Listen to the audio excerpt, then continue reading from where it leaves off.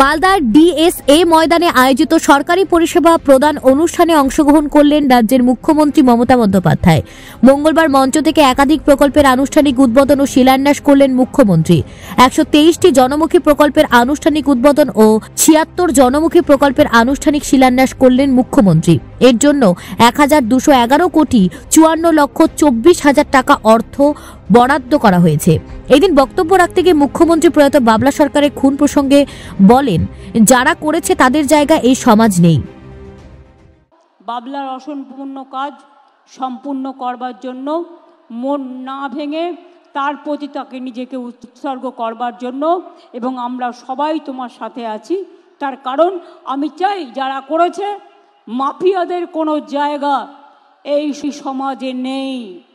যারা সন্ত্রাস করে তাদের কোনো জায়গা এ সমাজে নেই। সপ্তাহে একদিন করে গরিব মানুষের বাড়িতে যাবার পরামর্শ দেন মুখ্যমন্ত্রী। আমি সবাইকে বলবো, সপ্তাহে অন্তত একদিন 1 ঘন্টা করে গরিব মানুষের বাড়িতে যান, তাদের সাথে মিশুন। যার ক্ষমতা নেই একটু চা পাতা কিনে নিয়ে যান, একটু দুধ কিনে নিয়ে যান, একটু চিনি কিনে নিয়ে যান, এবং তাদের বাড়িতে বলুন, আসুন আমিও চা খাই, আপনাকেও চা খাওয়াই। আরজিকর প্রসঙ্গে মুখ্যমন্ত্রী বলেন, আরজিকরে আমরা বলেছিলাম ফাঁসি চাই। আমরা অপরাজিতা বিল পাশ করিয়েছি, কিন্তু কেন্দ্রীয় সরকার তা পাশ করায়নি। ফাঁসি চাই।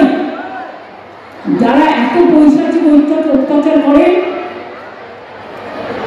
যদি কেউ দানবিক হয়, চাই সেটা একটা মডেল তৈরি হোক এবং দেশে এটা মেনে নেওয়া হোক।